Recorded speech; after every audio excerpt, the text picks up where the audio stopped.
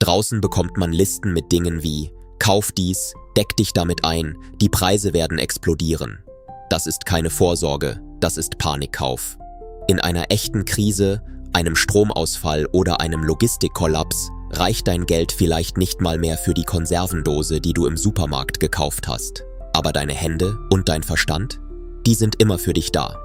Unsere Vorfahren weinten nicht, als die Straße von Hormuz geschlossen wurde, denn sie wussten, wie man Brot backt und Feuer macht. Jetzt geht es los.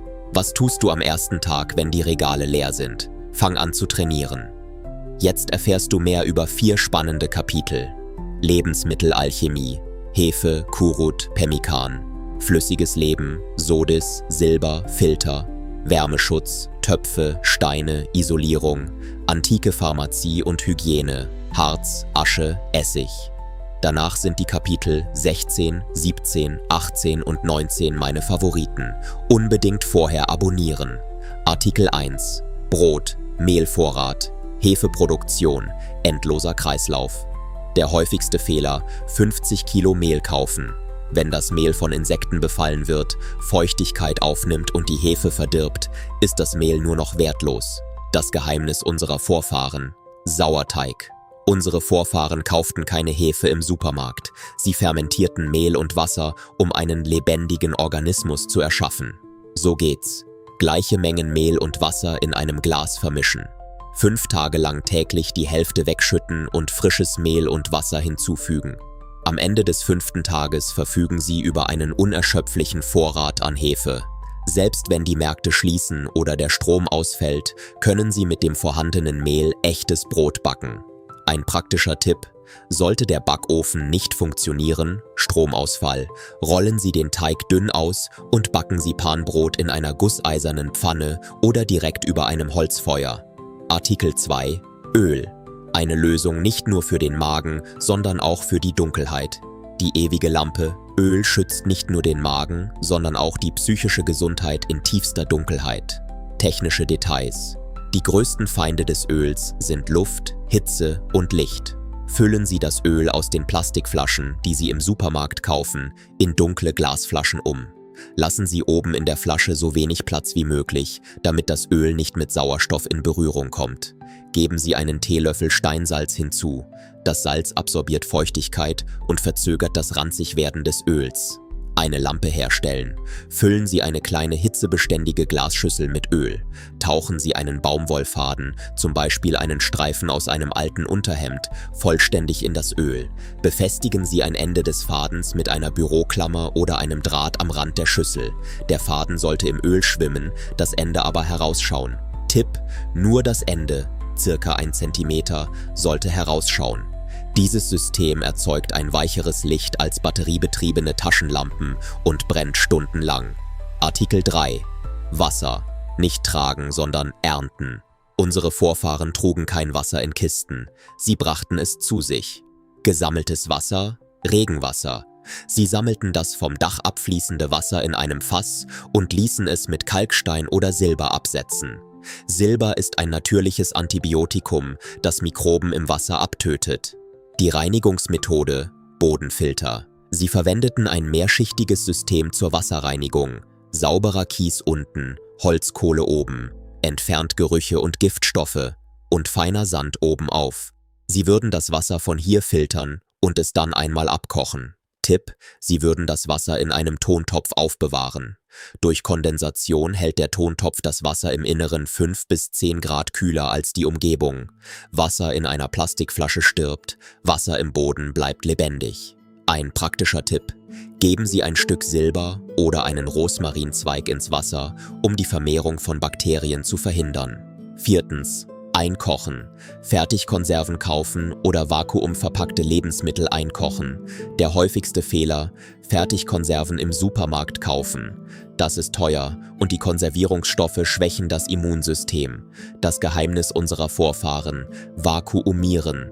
Unsere Vorfahren konservierten ihre Ernteüberschüsse in Einmachgläsern. Hier die detaillierte Anwendung: Füllen Sie Ihr Gericht, Bohneneintopf, Suppe und so weiter während des Kochens in ein Glasgefäß, verschließen Sie es fest und stellen Sie es auf den Kopf. So ist es ohne Strom bei Zimmertemperatur 1 bis 2 Jahre haltbar. Tipp: Um zu prüfen, ob der Deckel dicht ist, drücken Sie in die Mitte. Wenn Sie kein Klicken hören, ist ein Vakuum entstanden. 5. Artikel: Hygienetipp: Holzasche, Lauch statt Spülmittel. Ein häufiger Fehler: chemische Reinigungsmittel auf Vorrat kaufen. Wenn diese ausgehen und das Wasser abgestellt wird, drohen Infektionen. Geheimnis unserer Vorfahren: Aschenwasser. Seit Jahrtausenden reinigten sich die Menschen ausschließlich mit Eichenasche. Anwendung: saubere Holzasche in ein Gefäß geben, Wasser hinzufügen und einige Tage stehen lassen. Das glitschige Wasser, das sich oben absetzt, ist das wirksamste natürliche Reinigungsmittel der Welt. Es eignet sich sowohl für Wäsche als auch für Geschirr. Tipp: Mit etwas Essig im Wasser lassen sich selbst hartnäckigste Kalk- und Fettablagerungen entfernen. 6. Artikel: Wärme. Wärmemanagement statt Feuer. Unsere Vorfahren wärmten sich selbst und ihren Körper, nicht das Haus. Wärmespeicherung. Sie wussten, dass ein erhitzter Stein noch Stunden nach dem Erlöschen des Feuers Wärme abgibt. Sie legten große Steine neben den Kamin oder Ofen, die den Raum auch nachts warm hielten. Persönliche Wärme. Vor dem Schlafengehen erhitzten sie einen großen Stein oder Ziegelstein, wickelten ihn in ein Tuch und legten ihn sich zu Füßen. Dies ist die 1000 Jahre alte Version der heutigen Heizdecken. Tipp: Topfheizkörper. Modernisiert, stellen Sie 2 Terrakottatöpfe ineinander und zünden Sie darunter eine Kerze an. Die Luft im Topf wird eingeschlossen und die Erde, Keramik, speichert die Wärme und gibt sie langsam an den Raum ab. So bleiben Sie in einem 40 Quadratmeter großen Haus warm. Anleitung: Nehmen Sie 2 Terrakottatöpfe, stellen Sie einen umgedreht auf und zünden Sie 3 bis 4 kleine Kerzen, Teelichter darunter an. Stellen Sie den anderen Topf darauf. Der Terrakottatopf speichert die Wärme und gibt sie wie ein Heizkörper an den Raum ab. Lifehack: Dieses System schützt Sie vor dem Frieren in einer Winternacht, wenn das Gas ausfällt. 7. Punkt: Ernährung. Nicht konsumieren, sondern transformieren. Unsere Vorfahren nutzten Nahrung nicht nur, um ihren Hunger zu stillen, sondern auch, um Energie zu speichern. Produktion: endloser Kreislauf. Wir haben über Sauerteig gesprochen, aber das wahre Geheimnis ist die Saatgutlagerung. Sauerteig. Unsere Vorfahren trockneten die Kerne der Kürbisse und Tomaten, die sie aßen, und bewahrten sie für das nächste Jahr auf. Hatten sie keinen Balkon, zogen sie Mikrogrün auf ihren Fensterbänken, um frisches Vitamin C zu gewinnen. Konservierung. Der Vorläufer des Vakuums. Wie konservierten sie Fleisch vor der Erfindung des Kühlschranks? Durch Braten und Salzen. Sie garten das Fleisch im eigenen Fett, würfelten es und bedeckten es mit einer fingerdicken Schicht gefrorenem Fett. Durch das Gefrieren des Fettes entstand ein natürliches Vakuum, das das Fleisch vor dem Verderben schützte. Tipp: Sie gaben Lorbeerblätter oder getrockneten Knoblauch zu Hülsenfrüchten. Dies ist der älteste Trick, um Mehl und Hülsenfrüchte vor Insektenbefall zu schützen. Punkt 8. Unterkunft. Die Isolierung verbessern, nicht die Wände. Für sie bestand eine Unterkunft nicht nur aus 4 Wänden, sondern aus einem Schutzschild gegen die Außenwelt. Natürliche Isolierung. Schwere Wollvorhänge hielten die Kälte durch die Fenster ab. Unter die Türen legten sie mit Sand gefüllte Tücher gegen Kälte, sogenannte Wärmeschutzmatten. Raumaufteilung. Bei einem Stromausfall oder in Krisensituationen heizten sie nicht das ganze Haus. Sie erklärten einen Raum, in dem sich die Familie versammelte, zur Wärmezone und isolierten die Türen der anderen Räume mit Decken. Tipp: Feuchtigkeitsregulierung. Um Feuchtigkeit im Haus zu vermeiden, stellten sie in jede Ecke eine Schale mit Steinsalz. Das Salz absorbierte die Feuchtigkeit aus der Luft, erleichterte das Atmen und beugte Schimmelbildung vor. Punkt 9. Milch und Meer. Der geheime Kreislauf von Käse und Joghurt.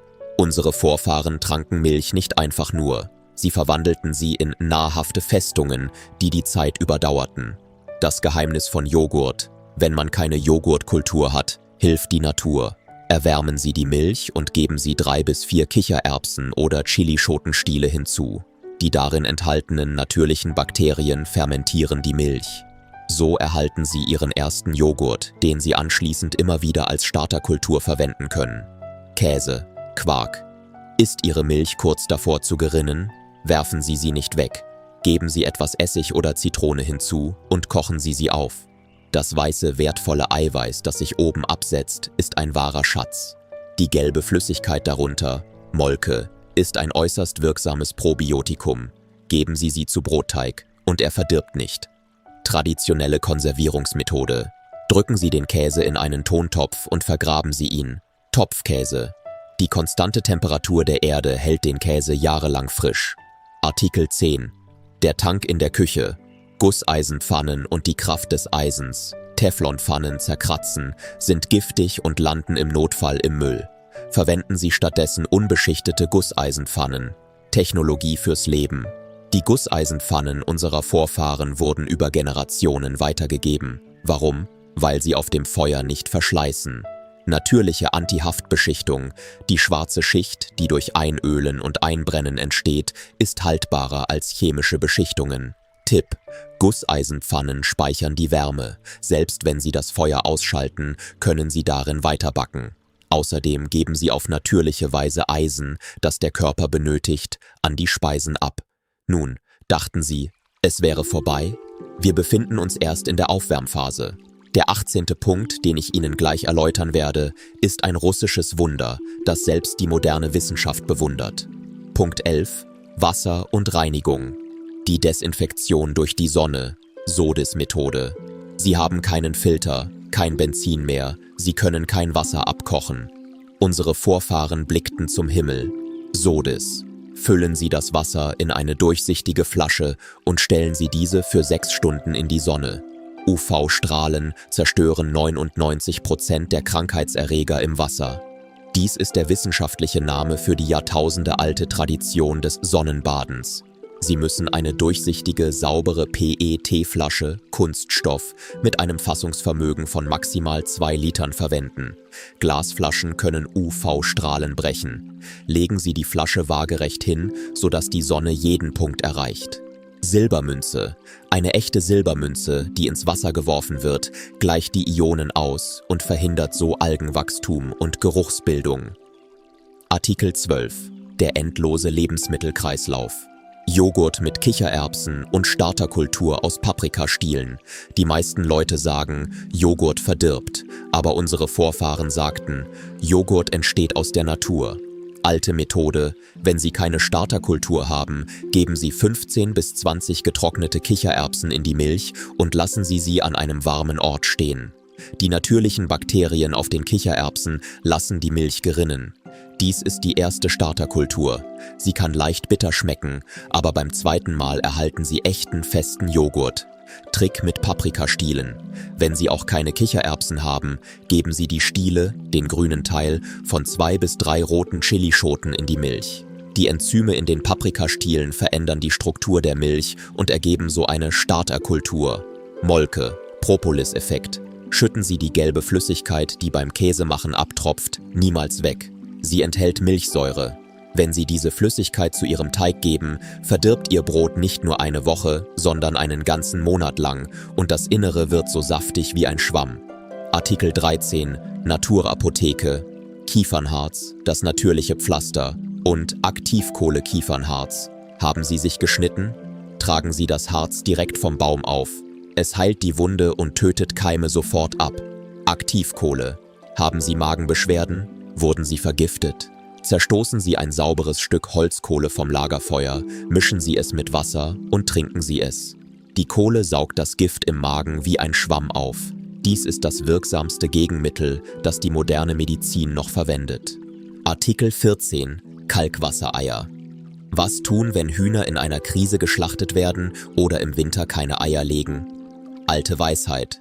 Unsere deutschen Vorfahren wuschen Eier nie, um die natürliche Schutzschicht nicht zu entfernen, und legten sie in Kalkwasser ein. So geht's. Legen Sie die Eier in die Kalkwassermischung. Der Kalk verschließt die mikroskopisch kleinen Poren der Eierschale vollständig. Ergebnis: Mit dieser Methode bleibt ein Ei mit intaktem Eigelb bis zu einem Jahr lang frisch, ganz ohne Energieaufwand. Während Ihnen alle anderen Eipulver empfehlen, haben Sie gelernt, wie Sie echte Eier ohne Strom haltbar machen. Wichtig: Die Eier dürfen nicht gewaschen sein. Sie müssen frisch, direkt aus dem Hühnerstall mit ihrer natürlichen Schutzschicht sein. Diese Methode funktioniert nicht mit Eiern aus dem Supermarkt. Artikel 15. Wurzelbier. Flüssigbrot. In Zeiten der Hungersnot, als die Wasserqualität unsicher war, tranken die Deutschen Flüssigbrot. Wissen aus alten Zeiten, sie kochten Wasser und gaben Wurzeln wilder Pflanzen, Löwenzahn, Süßholzwurzel sowie eine sehr kleine Menge Zucker oder Honig hinzu, um ein alkoholarmes Getränk herzustellen. Warum? Der Alkoholgehalt ist sehr niedrig, 1–2%, aber die Gärung sterilisiert das Wasser vollständig und erhält die Vitamine. In Hungersnöten diente dieses Bier als Energiequelle und Hygieneartikel und wurde sogar Kindern verabreicht. Artikel 16, kanadische/indigene Taktik, Pemmican, die stärkste Proviantration der Welt. Dieses von den Métis erfundene Lebensmittel ist auch heute noch bei Spezialeinheiten im Einsatz. Wissen aus alten Zeiten: Es handelt sich um eine Mischung aus Trockenfleisch, geschmolzenem Tierfett, Talg und Waldfrüchten, Heidelbeeren und so weiter. Im Detail: Fleisch liefert Eiweiß, Fett Energie und Obst Vitamine. In einem Lederbeutel verpackt, hält sich diese Mischung 20 Jahre lang. Eine Handvoll Pemmican reicht aus, um einen Tag lang im Schnee zu versorgen. Artikel 17, Anatolien, Zentralasien, Taktik, Tarhana und Lederbeutel. Unsere Vorfahren waren wahre Meister im Konservieren von Lebensmitteln durch die Verarbeitung zu Pulver. Altes Wissen: Herstellung von Tarhana durch Fermentieren und Trocknen von Joghurt, Gemüse und Getreide. Warum? Tarhana ist die erste Instantsuppe der Welt, ganz ohne Chemie. Schon eine Handvoll Pulver deckt den gesamten Vitamin- und Eiweißbedarf einer Familie. Tipp: Lebensmittel nicht durch Frischhalten konservieren, sondern trocknen, mahlen und zu Pulver verarbeiten. Es ist platzsparend, verdirbt nicht und ist die leichteste Transportmöglichkeit. Artikel 18, russische Taktik, Froschmilch, Kolodets Geheimnis.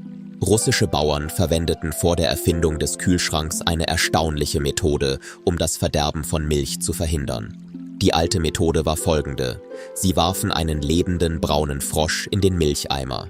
Technik, Grund: Die Haut des Frosches sondert ein natürliches antibakterielles Peptid ab, um sich vor Infektionen zu schützen. Dieses Sekret hemmt das Bakterienwachstum in der Milch.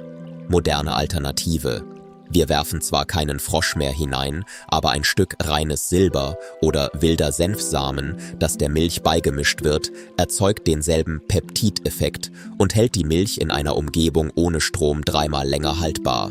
Schließlich: Unsere Vorfahren wussten, welcher Frosch, der braune Waldfrosch, funktionierte. Dieses Risiko gehen wir heute nicht mehr ein. Stattdessen erzielen wir denselben antibakteriellen Effekt sicher mit einer Silbermünze oder wildem Senfsamen. Artikel 19, Mongolia, Zentralasien. Taktik, Trockenmilchpulver, Kurut. Moderne Milchpulver sind voller Chemikalien. Wie konnten Dschingis Khans Armeen Tausende von Kilometern zurücklegen, ohne zu hungern? Altes Wissen: Nach dem Kochen und Abseien der Milch trockneten sie den verbleibenden festen Teil, ähnlich wie Quark in der Sonne, bis er steinhart wurde. Anwendung: Sie steckten sich diese steinharte Milch in die Taschen. Wenn sie Hunger bekamen, zerging ihnen ein Stück im Mund oder sie mischten es mit Wasser in einer Schüssel, um im Handumdrehen ein proteinreiches Getränk zu erhalten.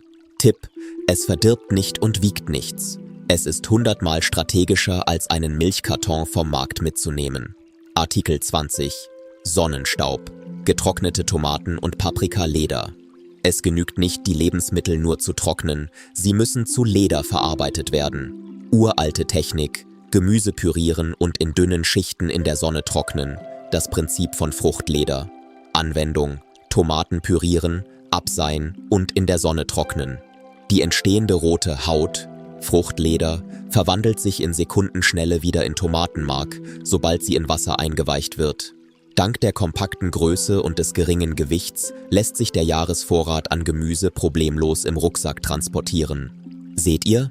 Unsere Vorfahren warteten an der Spitze der Natur, nicht an der Tür des Marktes. Wasser wird nicht gekauft, sondern geerntet. Wärme wird nicht verbrannt, sondern eingefangen. Lebensmittel werden nicht gehortet, sondern am Leben erhalten. Das moderne globale System bietet euch moderne Sklaverei an. Ich erzähle euch von urzeitlicher Freiheit.